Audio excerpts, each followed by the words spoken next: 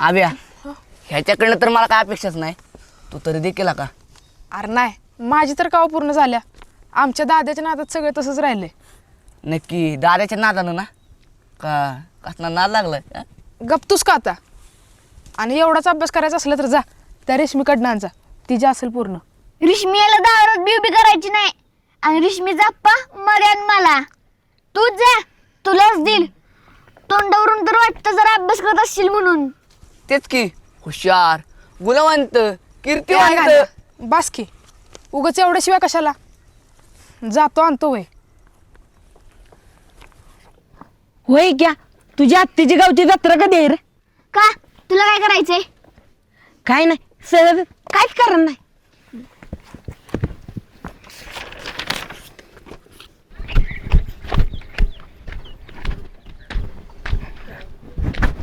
रेश्मा, रेश्मा, रेश्मा.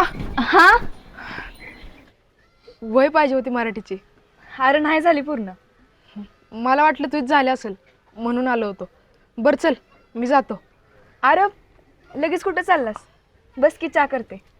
आता चहा कशाला? आता तुझा आया पब येतील.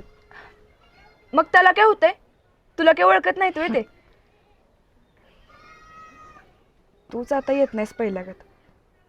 तरी मी सारखा विषय काढते तुझा. का? नाही म्हणजे निघतोस की विषय घरात.